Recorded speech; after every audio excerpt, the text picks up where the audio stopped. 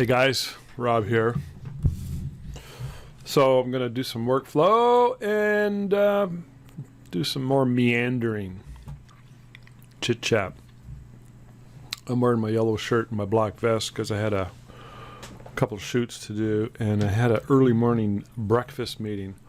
I was invited out a couple of months ago to join this breakfast club, so to speak, and the guy who started it's a local real estate agent, and I liked that idea, so I started going, and I've been going just about every Thursday morning. Really cool group of people, a lot of real estate people, also real estate appraisers, home inspectors, and various other people. There's a real mishmash above and beyond, including myself. So yeah, I really enjoy that kind of stuff and meeting new people. It's just been a whole lot of fun. So this family here, when they booked their session, we always create an envelope. I don't have the envelope for these guys, but we always write down the details of the session, like the name, address, email contact, who's in the picture, any pertinent notes, like if they want to have a white background, dark background, blah, blah, blah. And the envelopes are this. I just don't have the envelope for this particular session. So my wife wrote down, wants white backdrop, and she wrote down the names of the kids. Darcy, and I can't remember the other kid's name. So above, I think Darcy's her. And his name was neutral. I couldn't tell if it was which gender it was. Didn't matter. So, but on top of the name, she put a B, a lowercase, and a G. Now, the B I thought was a 6, and the G I thought was a 9. So I thought it was a 6-year-old and a 9-year-old. So when they came in, I'm like, oh, they're adults. There we go. So I asked the mom, this lady here, I said, so just to verify, you guys want, you want a picture of you and your two daughters. And she says, that's my son. I was, oh God, I didn't even think. I just didn't even look at him to see. So I was embarrassed. So, you know, they were pretty easygoing people. They didn't really care. We had a few laughs, and I made a few self-deprecating comments, and it was good. It was all good. But you could see how. And he's actually 31 and she's 28. They look so young. So I thought they were like teenagers, and I thought that was two daughters. I didn't have a close look at them to see what you know, if it was a boy or a girl. Anyways, so we had a few good laughs, and they were kind of nervous, as they often are, and I really did my best. And when they were done, the mom said, well, that was fun. I really enjoyed myself. So, and that's, you know, that's important as I'm becoming more and more aware of my role as a photographer to, well, people tell me this all the time. So, and what that brings to light is the fact that what goes along with my role as a photographer is my interaction with said people, and how they feel. I think that's a really worthwhile area to look into. And I suppose any career where you're dealing with people at any level, whether you're a real estate agent, an insurance agent, a lawyer, blah, blah, blah, but more in particular as a photographer, I think it's vital, and I'm becoming aware of this. You know, I've noticed it in other photographers, especially over the last, say, 20 years, and I noticed that the way the photographer would interact and how the subject would respond had an effect on the final image, and I think it's connected with the fact that there's a connection, and the client is relaxed. So. And I'm looking into that more and more and more. So Turns out he's actually transgender. So the mom was in today. She ordered these pictures. So he is becoming a she. But that's the reality. So I'm whitening the teeth right now. I usually have an action for that, but I can't, because if I push the action, it's going to hit the record button. It's going to pause the record button. So I'm going to go fire it manually. Again, I'm not going to get into explaining what I'm doing. I'm going to be talking to you. See F10 down there. So I take the yellow out.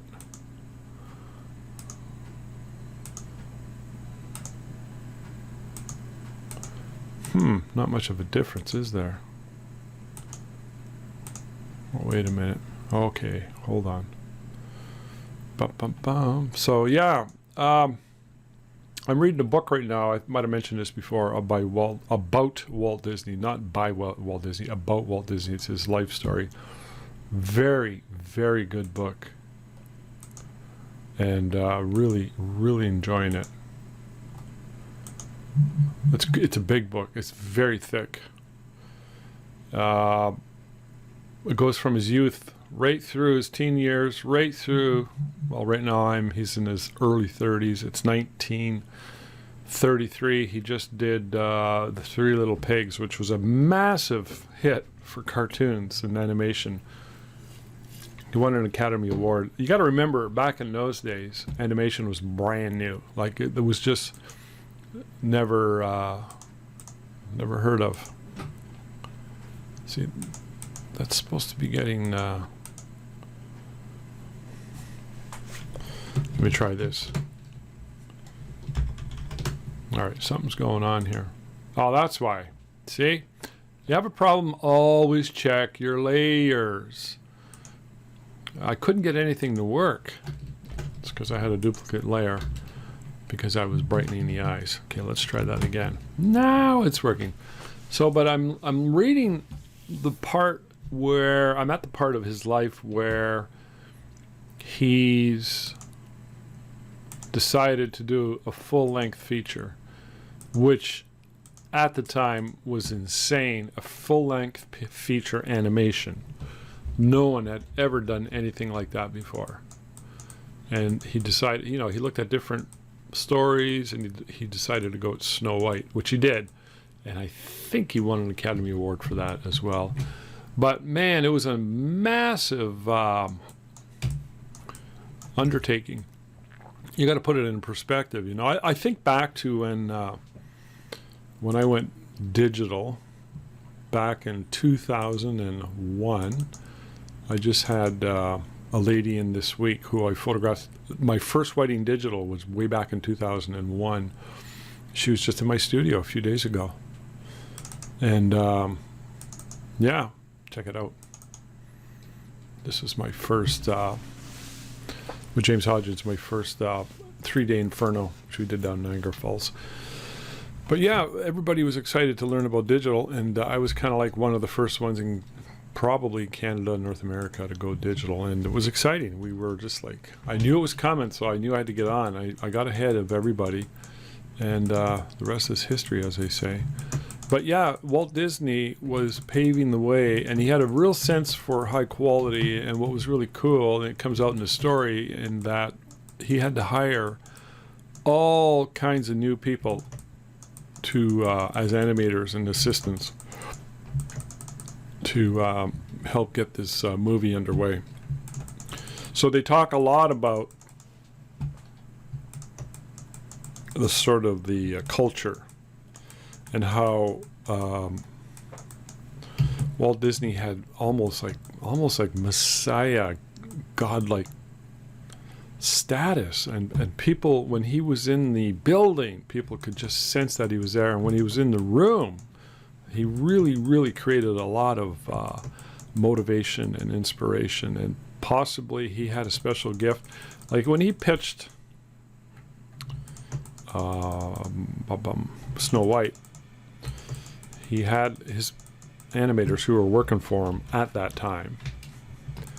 He gave them all 50 cents because that's all it cost to buy supper back then. And he said, guys, go across the street, at the diner and come back in an hour and a half, and we're going to have a meeting tonight. And that's what he did. He had them all. They had a soundstage at his office, and he talked. It took him like 3 hours, and he gets very, very excited, and he starts to explain the vision he has. So he has this ability to take a vision and explain what it is he wants to do. And I mean, what a gift, eh? I mean, I suppose in many ways we could all be that way if we wanted to sort of apply the same basic idea. You know, we have something we desire, whether it's something small, something for our family or our society or our amongst friends or whatever. You know, just if we want to achieve something and we have a vision and the ability to communicate that vision, which is what Walt Disney had, can really serve us. I mean, he's like, you know, Steve Jobs, maybe bigger. I'm going to say he's even bigger than Steve Jobs, considering the diversity and prolific level with which he operated from. He had his brother Roy, by the way, who was the money guy, and Steve Jobs had Steve Wozniak, who was the coding guy. And I've always said that Steve Jobs would have been nowhere without Steve Wozniak. Don't know that I could say the same about Walt Disney. He might have found an alternate to Roy. He may not have achieved the level of success he did because Roy was his brother. And, you know, it's key. I guess it's important, same family. Let me just talk about that for a minute. I'm taking singing lessons right now. You know, I like to play blues guitar, open mic, blah, blah, blah. And I thought, oh, well, I'm going to take some singing lessons. I'm not very good at it, and the guy who's teaching me is off the charts good. And I met his brother, coincidentally. I didn't even know he had a brother, but I met his older brother this summer. And I asked his brother, I said, Jeff, your brother, like the guy who's teaching me, I said, he's a pretty good teacher and knows his stuff when it comes to music. And I asked him, the brother, are you into music? And he says, no, well, I mean, we were all pretty musical growing up, but Jeff he just was really gifted, and, you know, he could pick a song out and go play it, figure it out naturally. And he was almost saying that, almost like he was resentful, you know. So I mentioned that story to Jeff. Jeff's the teacher this week when I saw him. And Jeff said to me, yeah, he says, my brother, he was into music too. And, you know, I wanted to be like him and I wanted to impress him. So I learned a song and I played it for him because I looked up to him. And I thought, well, that's cool. I don't know if your brother knows that, but it's kind of cool that was what motivated you, that, you know, he wasn't necessarily gifted as he was motivated, and part of that motivation was to impress his older brother. And that's what kind of spurred him on. It's kind of interesting, you know. It's really cool if you're in the situation where your gifts and inclinations are a part of your family culture and you're growing up, and then you get to experience that at the level that Jeff does. His brother is not a musician. He's got a regular job, but Jeff is a full-time musician. He went to university and everything, and he's a really good vocal teacher and guitar player and piano player, yada, yada, yada. So, but anyways, one of the reasons I'm trying to learn to sing is because I like to embarrass myself. Singing is fun. I think 4 years ago I started going up on stage at the open mics, and I brought a guitar with me down to Costa Rica, and I told myself, well, if I'm going to haul this guitar all the way down there, I'm getting up on stage and I'm going to play. So that started it all for me. And every year that becomes more and more and more. And I've taken some guitar lessons, and I can do okay with a bunch of blues songs, but I'm expanding into folk and what have you, and learning to sing. And singing's hard, Singing's hard. There's a real aspect to singing. I can't. I always have to analyze everything. It's just my nature. And one of the reasons I want to do it, it's going to help me grow as a person, I believe. If you could learn anything, it's really good to ward off dementia if you're learning new stuff, as well as a good diet and sleep and good activities. But singing is learning a new thing and challenging myself. I think there's a real emotional resistance connection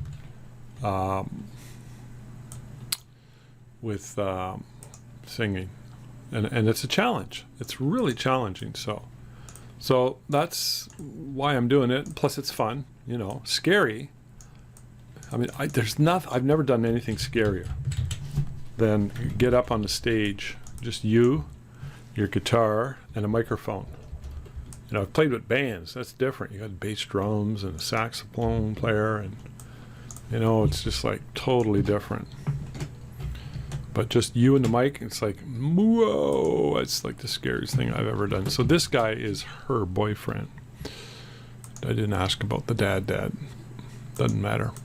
So anyways, yeah, I'm singing and taking lessons, and I love a challenge, which leads me to this idea that I've came up with years ago, that there are, to me, 3 of the greatest self-improvement things that a person can do.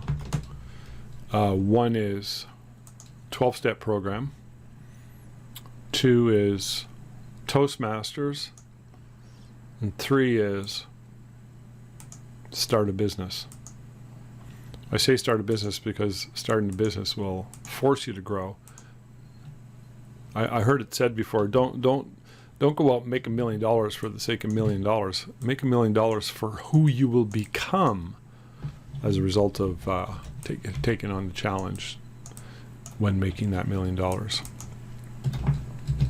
So yeah, starting a business, some people start a business, they get prideful and they're like full of their accomplishments, develops a sort of a narcissism. That's okay, whatever. They're allowed to. So I like to think I'm not that way. But definitely, starting a business has helped me to grow. And Toastmasters is the other one. So Toastmasters, starting a business, and 12-step.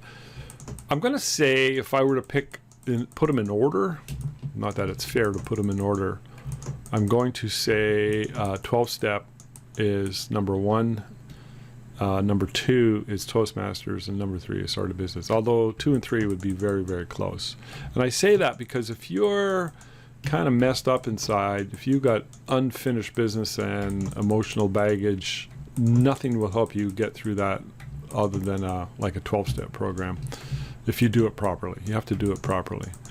If you do it properly and you go through all the pain and growth and everything, then you're going to be in a good place to run your business. Doesn't that make sense to you? Kind of makes sense to me. What the hell is that? Look at that. You see that down there? How'd that get there?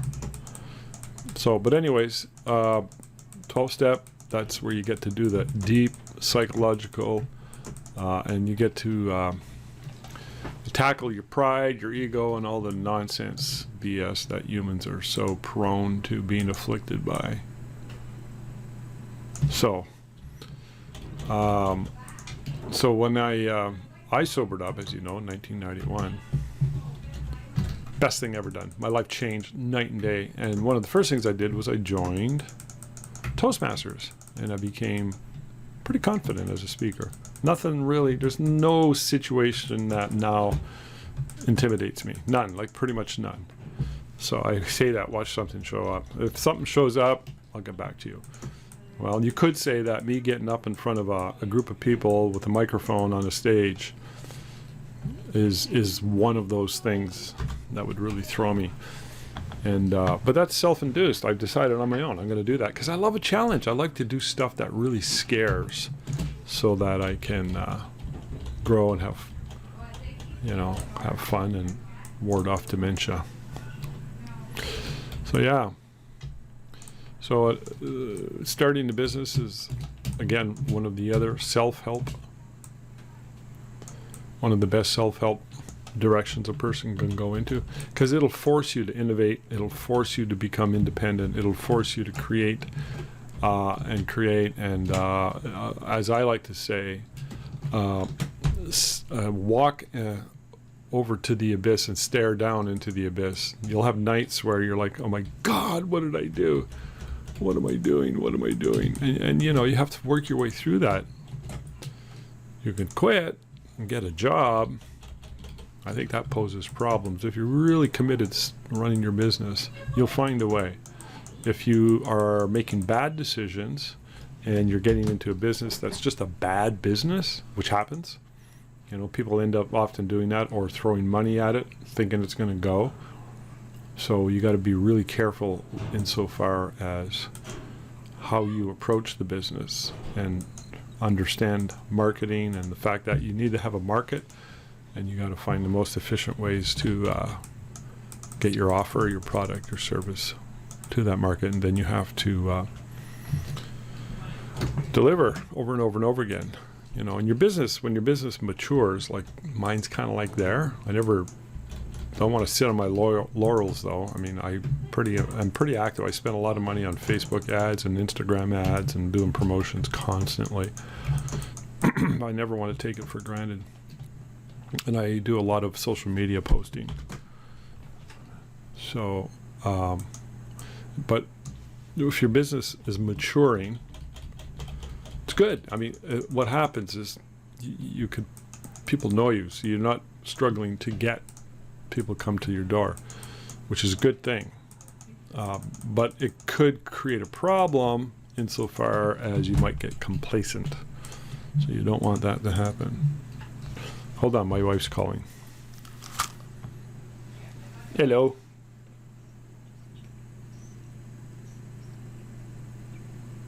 Yeah, 3:15. The car's ready. See you in a bit. Okay. Bye. Sorry about that. Winter tires just got put on the car, and we have to go pick it up. Boom, boom, boom. So anyways, yeah. 3 of the best self-help programs. 12-step program. And, you know, a lot of people in AA, of which I'm an active member of, often, we're so grateful quite often. There's a real, you know, where else do you get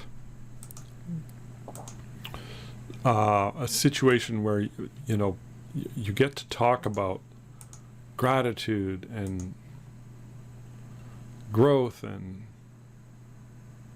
there's so many, and God and everything, spirituality.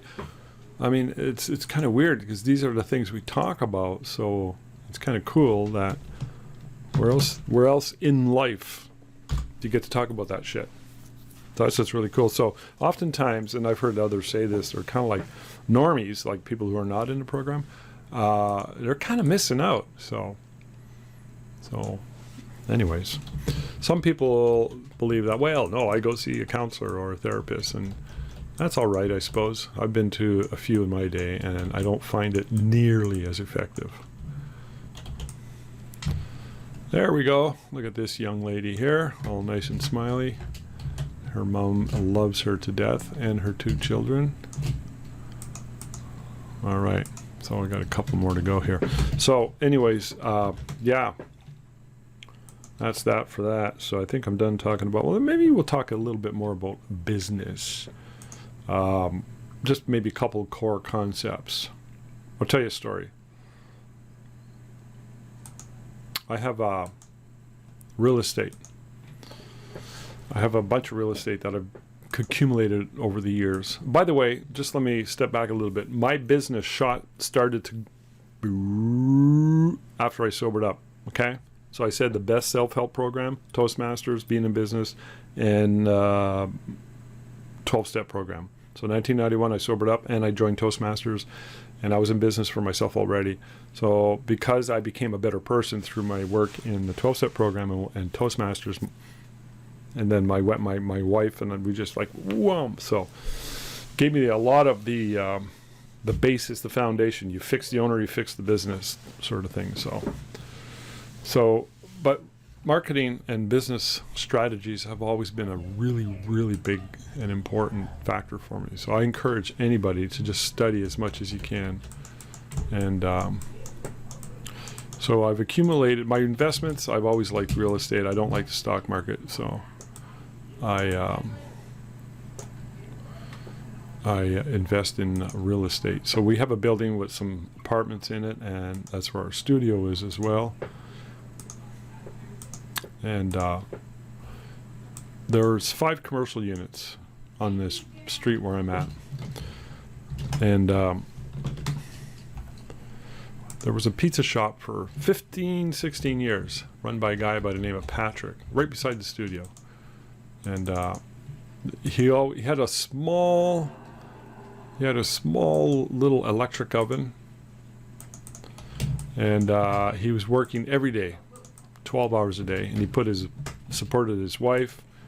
He put his 2 daughters through university, bought them not brand new cars, but he bought them good used cars, and all through his little pizza shop. It was a little takeout pizza shop. And then they moved when the kids were done university. His wife wanted to move out of town, which they did, so he sold the pizza shop for like $16,000 or $17,000. And the guy who bought it, he wasn't into it. So, which leads me to this concept of why. Now, why do we do things? You got to ask yourself, why are you doing that? What is your reason why? Find a good enough reason and you'll feel compelled to want to do something. That includes running your business. You got to have a why. The guy who bought that pizza business never had a why. And he eventually closed it like 8 months later. So actually he resold it. So he got out. But it was like, it just wasn't being run to the level that the original guy was running it. You got to be, if your why is strong enough, you're going to want to show up every day. You're not going to feel like slacking off. You're going to want to be there, which I get. It's important to have a strong why. Somebody asked me the other day, they said, Rob, you're going to retire soon. I said, no, I'm not going to retire. The idea behind retiring mortifies me. And then she looked at me and she goes, yeah, you got a fun job. I said, I do. I do have a fun job. I love what I do, so. But anyways, the pizza guy, I remember going in there once. It was about 6 years ago or so. And I said, can I get a pizza? And he says, well, I can't. I don't have my pepperoni order never came in. I'm like, what? Pepperoni order? I mean, that's lame. I've never, ever heard of that excuse. It was just an excuse. He was not managing the store properly. And, my pepperoni order never came in. Like, I'm supposed to go, oh, okay, I'll come back another day. You do that kind of stuff. If your pepperoni order doesn't come in, man, there's a grocery store down the road. You go buy pepperoni if you have to pay full price. You get those pizzas cooking, man. But he just was like, I know the reason why the pepperoni order never came in. It was through his own doing. I knew it. So there's all kinds of excuses and angles and reasons why we don't do what we do or why we do what we do. And we've got to be honest with ourselves and have a strong, compelling why. So let's talk about investing for a minute, since I mentioned real estate. I started to research and study the stock market since spring of 2020, since COVID, because I had, they closed me down and I had all this time, and I thought, well, I might as well do something. I did a lot of stuff. I updated my book. I went through all my emails since 2007 and handpicked. I got almost 600 pages of emails, and a lot of it's good content that I can use for either writing booklets or I can repurpose them, send out new emails, and what have you. And I studied, all the stuff I did when we were locked down. It wasn't enough it was just barely enough to keep me from going insane. I didn't like it. I didn't like it at all.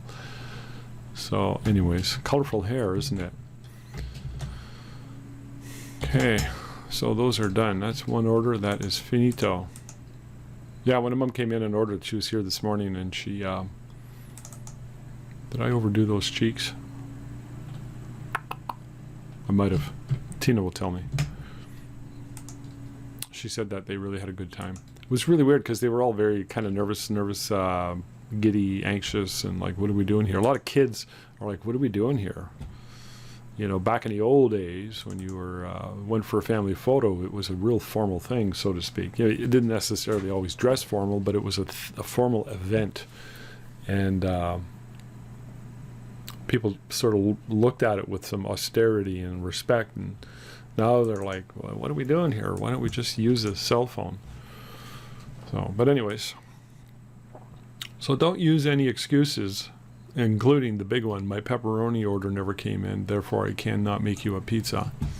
It's lame. Lame, lame, lame. Don't do it. So I love being in this business for myself. It's challenging, it's fun, I enjoy it. I'm taking pictures. I mean, wow. It's pretty cool. I suppose if I was selling hardware, I might feel a little bit, there's not that marquee. Dun, dun. This guy who I'm taking lessons from, the vocal lessons, he's a full-time musician. It's what he teaches, and he plays a lot of funerals and weddings. He's really, really good. I mean, he trained operatically. So we were having this discussion when I was there 3 days ago, digging into the philosophy of work and stuff. He was saying that, you know, he doesn't get work the way he used to. And it was almost like he didn't really care. But he also said, yeah, I think I priced myself out of the market. But he's like, whatever, it's good. I don't need to make the money, and he's doing pretty good otherwise, so he doesn't really need it, which is okay, which is a respectable position to have. And but he's enjoying doing what he's doing, and you know, him and his partner, she's also a musician, are busy creating music and getting paid. I mean, they have a nice house, cars, the whole 9 yards. Life is good. I don't know what I'm doing here, so don't judge me. I'm just horsing around. I don't even know if this is going to work. Okay, I'm going to go black and white. When in doubt, go black and white. So that's the bride and groom's dog. I'm now working on a wedding, as you can tell. So anyways, I'm going to let you go, and let me know what you think. If you have any ideas. I got a list of topics I wanted to talk about, but I kind of went on a tangent. It's my meanderings. We'll talk later. Ciao for now.